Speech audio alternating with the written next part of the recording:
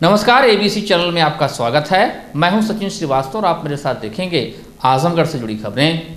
आइए नजर डाल लेते हैं आज की खास खबरों पर।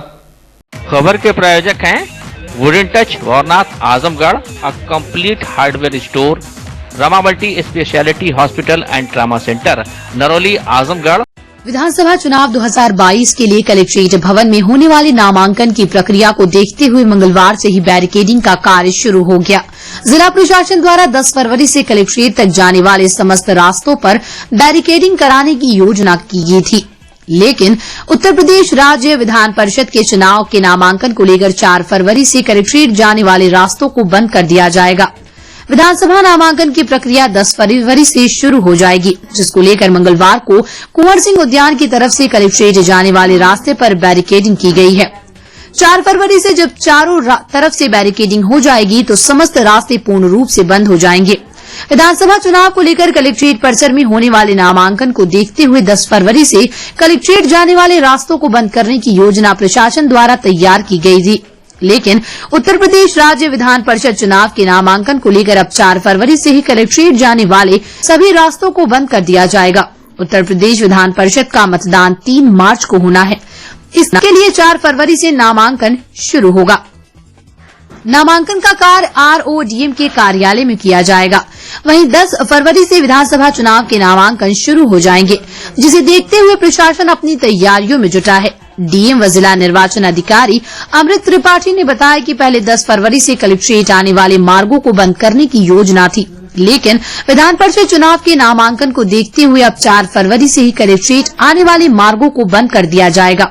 इसके लिए कलेक्ट्रेट पहुंचने वाले हर मार्ग पर बैरिकेडिंग कराई जाएगी। कोई भी वाहन लेकर कलेक्ट्रेट तक नहीं पहुंच सकेगा। इस संदर्भ में जिलाधिकारी अमृत त्रिपाठी ने बताया कि प्रशासन दोनों चुनाव को लेकर तैयार है। 100% मतदान के लक्ष्य को लेकर प्रशासन की पुरजोर तैयारियां हैं। पूरी तरीके से जनपद को सेक्टरों में, जोन में बांट लिया गया है। इनके बूथ चिन्हित कर लिए गए हैं, पुलिस को नामित कर दिया गया है।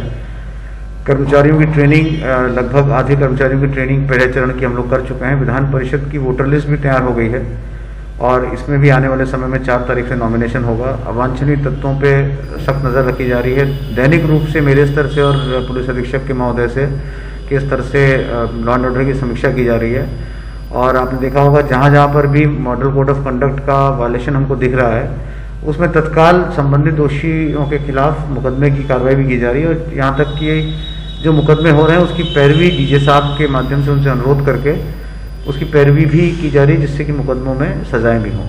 तो पूरी तरीके से हम लोग तैयार हैं और जनता से अपील करते हैं आपके माध्यम से कि 100% मतदान में इस बार आजमगढ़ को विश्व पटल पर और उत्तर प्रदेश में सबसे पहला स्थान दिलाएं और एक शांतिपूर्ण मतदान में और इस मतदान के त्यौहार में, लोकतंत्र के त्यौहार में अपना भी योगदान दें। तारीख से इसका नॉमिनेशन की प्रक्रिया हमारी स्टार्ट है और डिटेल्स अभी आपको मैं इसका पूरा प्रेस नोट के माध्यम से उपलब्ध करा दूंगा। उसमें अलग अलग तिथियां हैं और उन तिथियों पे हमारा बैरिकेडिंग भी प्रारंभ हो गई है और 3 तारीख से कल शाम से वो बैरिकेडिंग हमारी प्रभावी हो जाएगी, जो कि 20-21 तारीख तक वो बैरिकेडिंग प्रभावी रहेगी। जिलाधिकारी अमृत त्रिपाठी ने बताया कि मतदान का प्रतिशत बढ़ाने के लिए वोट की मेहंदी का भी कार्यक्रम रखा गया, जिसके अंतर्गत 600 बूथ चिन्हित किए गए। आने के लिए हम लोगों ने एक वोट की मेहंदी का कार्यक्रम चलाया है, जिसमें कि 600 ऐसे बूथ चिन्हित किए हैं जहाँ पे अलग अलग वर्गों ने कभी वोट कम दिए हैं, चाहे वो महिला हो, चाहे वो दिव्यांग हो, चाहे 80 प्लस से ज़्यादा उम्र के मतदाता हों।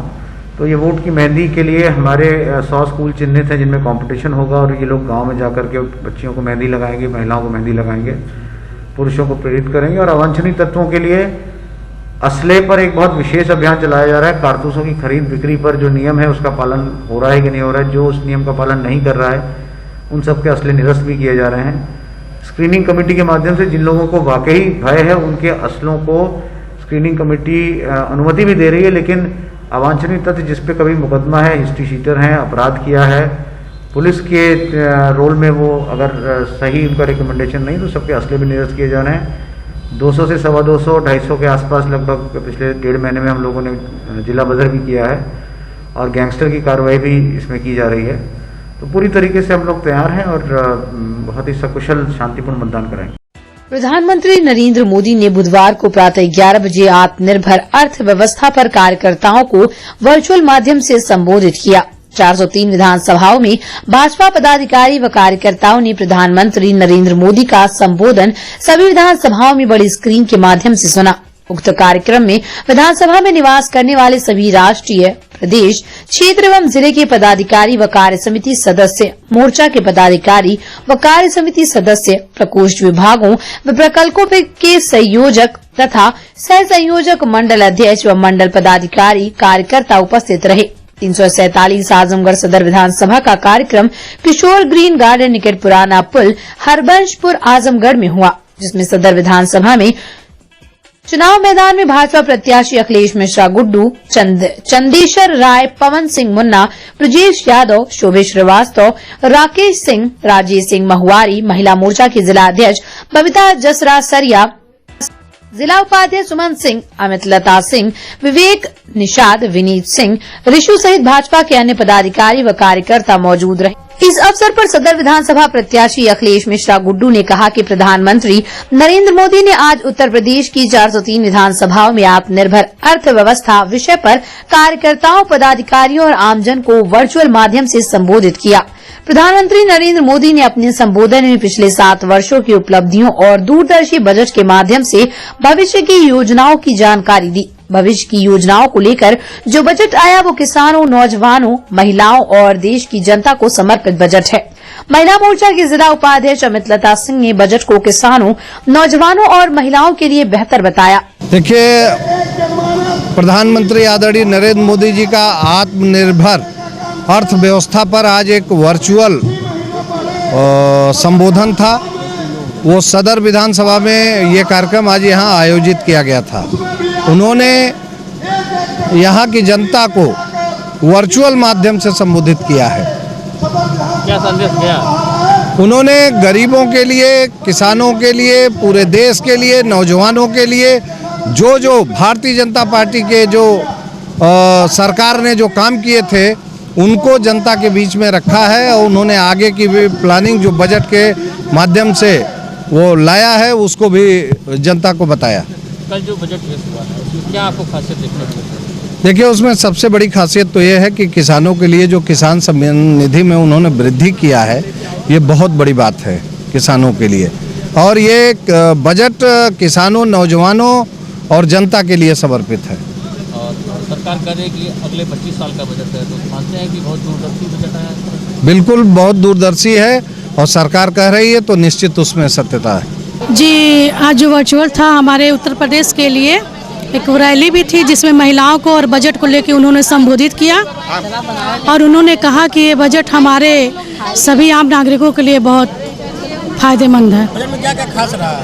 बजट में सबसे बड़ा कॉरिडोर खास रहा, जिसमें किसानों के लिए एक बहुत बड़ा उन्होंने कहा कि गंगा नदी के किनारे एक मैं ऐसा कॉरिडोर बनाऊंगा जिसमें किसानों की जो भी फसलें हैं उस फसलों को वहाँ पे रखा जाएगा।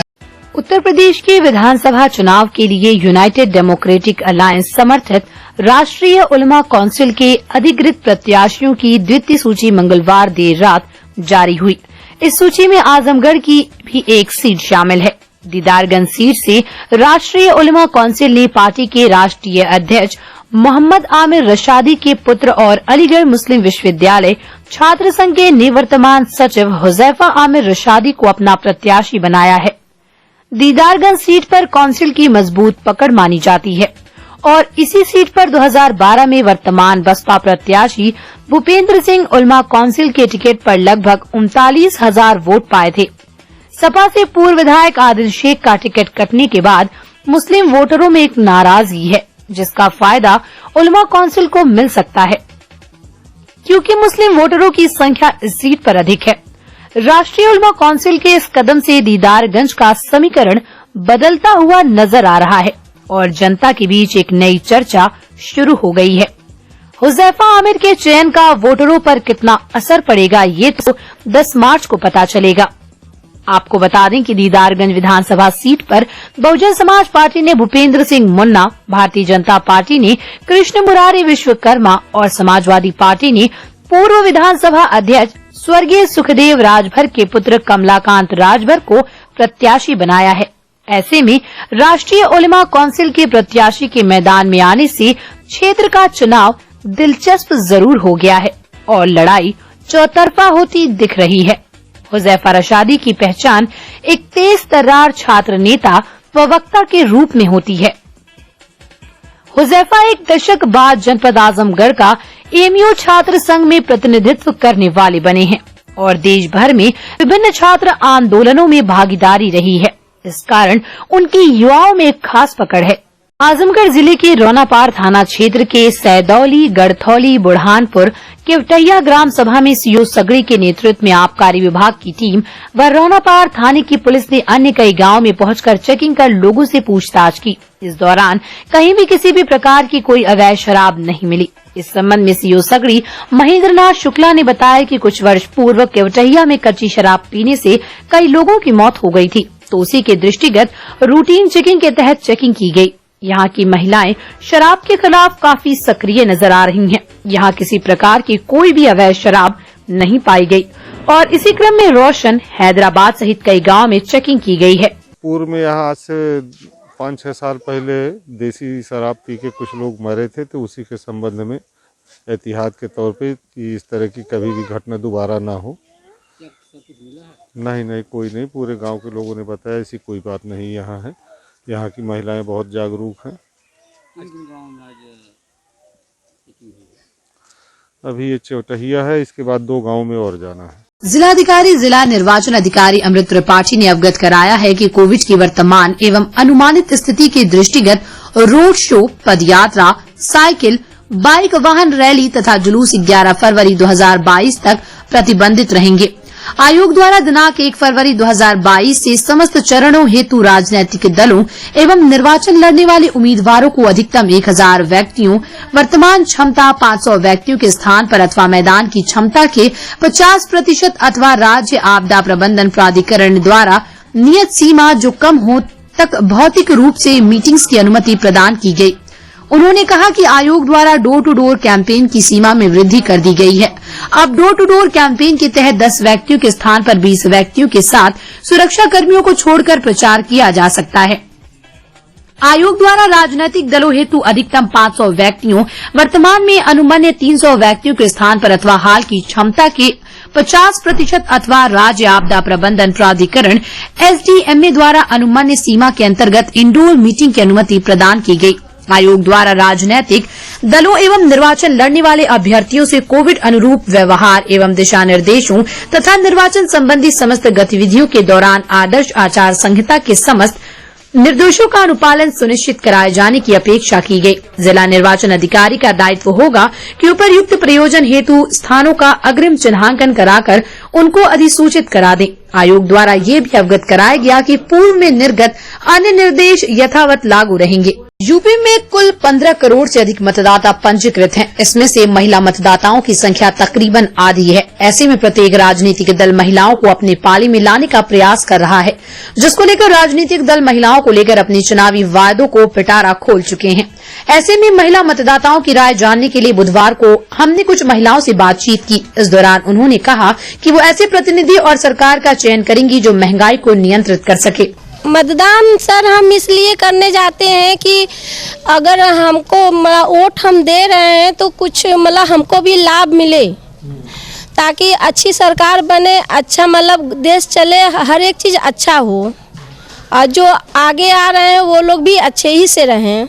हमको बस यही कहना है और कुछ नहीं। चीजें क्या होती है, महंगाई, बेरोजगारी, भ्रष्टाचार बहुत ज़्यादा है। कोई काम कराने जाइए तो बगैर घूस के नहीं कोई काम होता है। इन सब चीजों को कम करेंगे? बिल्कुल, ये तो जरूरी है। महंगाई भी जरूरी है, क्योंकि जिसके घर में 4 लड़कियां हैं, 5 लड़कियां हैं, वो शादी कैसे करेगा महंगाई में? कुछ तो चाहिए महंगाई के हिसाब से, पैसा, या तो महंगाई कर रहे हैं तो पैसा बढ़ाइए, मजदूरों की मजदूरी बढ़ाइए। कैसी सरकार आप लोग चाह रहे हैं? अच्छी सरकार चाह रहे हैं, सब लोग अच्छा ही चाहता है, हम लोग भी अच्छा चाह रहे हैं। तो समझ कर वोट करेंगे जी, अपना वोट है, अपनी मर्जी है। तो कुछ महिला वोट करने नहीं जाती, उनको क्या कहेंगे? मूर्ख होती हैं वो लोग। वोट देना चाहिए। हम ये नहीं कह रहे हैं आप उनको दीजिए, इनको दीजिए, वोट उनको दीजिए जिसको आपका दिल कहे। आपका वोट है, आपकी मर्जी है। तो सोचते हैं कि अच्छे लोग हों, और अच्छी करें, और हमको जो दिया ये आवास हम उन्हीं को वोट देंगे। और कोई सुविधाएं नहीं मिली आप लोगों को, जिससे महंगाई? नहीं, कोई सुविधा नहीं मिला है। कैसे लोगों को वोट करना चाहिए जो अच्छा हो, जो आपकी बातों को सुने? हमारे बातों को सुने, अच्छा वो हमारे विचारों के, इतना लॉकडाउन में हम लोग को कुछ मिला ही नहीं। हाँ, इतना हम लोग कैसे कैसे रहे हैं अपने बच्चों को लेकर, बाकी कोई सहारा नहीं मिला। हाँ, तब भी चुनाव आ गया है, आपका एक लोग जिता सकता है, तो कैसे लोगों को वोट करना चाहिए? हम तो कह रहे हैं कि जो हमारा काम करे अच्छा, हम उन्हीं को देंगे। ये सोच के जाते हैं कि चलिए जिसे भी वोट देंगे वो हमको मान सम्मान देते हैं, है ना, हम यहाँ के नागरिक है, वो भी यहाँ के नागरिक है, सुरक्षा मिलती है हमारी उनसे, ठीक है ना। महंगाई, बेरोजगारी, भ्रष्टाचार, किस चीज़ में आप लोग कहते हैं कि महंगाई कम करेगी, बेरोजगारी? जीएसटी तो अब क्या बोले, क्या सोचकर वोट करते हैं कि महंगाई कम करेगा? इसीलिए वोट देते हैं ना, इसी यही सोच के कि चलिए भाई महंगाई इतनी है तो कुछ तो होना चाहिए, गरीब हैं कैसे खाएंगे, कैसे पिएंगे, कैसे खरीदेंगे, क्या चीज़, जो चीज़ 2 रुपये में अगर 10 रुपये में हो तो कैसे इंसान खरीदे, गरीब आदमी कैसे जिएगा आप जनता, है ना। मान लो जिसके पास पैसा वो ले सकता है, लेकिन हम अगर गरीब हैं तो कैसे खरीदेंगे वो चीज़ें, खाने पीने हर चीज़ है, तेल है, हर चीज़ की महंगाई चल रही है, तो कैसे हम जी सकते हैं। अच्छे लोगों को चुने जो आपकी बात। हाँ बिल्कुल, जो हम अच्छे लोगों को चुनते हैं, जो हमारी बात रखे, हमारी सुरक्षा करे, हर चीज़, जैसे पढ़ाई लिखाई है, बेटी पढ़ाओ बेटी बचाओ, उनके लिए भी जैसे हर चीज़ की सुविधा है, हाँ, प्रधानमंत्री योजना जो दे रहे हैं, ये सब भी खुशी होती है। अगर जिसके घर नहीं है उसको भी मिल रहा है तो अच्छी बात है, कम पैसे से होता है। जिसके पास एकदम नहीं घर है, ज़मीन नहीं है, उसके लिए भी इतनी सुरक्षा आई है तो खुशी होती है उन्हें वोट देकर। पुलिस अधीक्षक आजमगढ़ अनुराग आर के निर्देश के क्रम में अपर पुलिस अधीक्षक यातायात सुधीर जायसवाल के द्वारा थाना सिधारी पर आयोजित व्यापारी व ऑटो टेम्पू यूनियन के पदाधिकारियों के साथ संयुक्त मीटिंग की, जिसमें अपर पुलिस अधीक्षक यातायात के द्वारा व्यापारी बंधुओं को बताया गया कि आए दिन सड़कों पर लगने वाले जाम से मुक्ति के लिए अपनी अपनी दुकान के आगे फुटपाथ पर किसी प्रकार का अतिक्रमण न होने दिया जाए, जिससे सुगम यातायात व्यवस्था सुचारू रूप से चलायमान रहे तथा ऑटो टेम्पो यूनियन के पदाधिकारियों को सड़क पर गलत पार्किंग न करने, वाहनों पर अश्लील गाना न बजाने, क्षमता से अधिक सवारी न बैठाने, नशे की हालत में वाहन न चलाने, नाबालिग बच्चों से किसी कीमत पर वाहन न चलवाने, अभी का अवैध कागज बनवाने, मानक के अनुरूप नंबर प्लेट लगवाने व अन्य यातायात के नियमों की जानकारी व हिदायत दी गई। मौके पर प्रभारी निरीक्षक सिधारी जितेंद्र कुमार, व्यापार मंडल अध्यक्ष पद्माकर लाल वर्मा, शोएब उर्फ शब्बू, सुहाल प्रसाद गोड़, पवन अग्रवाल, ऑटो यूनियन अध्यक्ष कृपा पाठक, लक्ष्मी गुप्ता, शाहिद अहमद प्रेमी व अन्य लोग उपस्थित रहे। Wooden touch Bhawarnath Azamgarh, a complete hardware store. हमारे यहाँ branded plywood, flush door, designer door, PVC door, 4 mica, fancy hardware, kitchen की चिमनी एवं मॉड्यूलर किचन की एक्सक्लूसिव रेंज उपलब्ध। अपने आशियाने में लगाइए 4 चांद, पहुंचिए wooden touch Bhawarnath Azamgarh. Rama hospital Narauli Azamgarh में doctor Amit Singh, doctor Khushboo Singh, doctor Pankaj Sharma, doctor Ajit Kumar, doctor Amit Kumar Singh, doctor Brajesh Kumar Chauhan, doctor Dheeraj Singh, doctor अंकुर यादव और डॉक्टर एस.के. चौधरी दे रहे हैं अपनी सेवाएं। सभी प्रकार की ऑपरेशन की सुविधा, आईसीयू, आईसीसीयू, 24 घंटे इमरजेंसी, वेंटिलेटर युक्त ambulance, blood bank, digital x-ray, cath lab एवं डायलिसिस की सुविधा उपलब्ध। Rama multi speciality hospital and trauma centre, Narauli Azamgarh.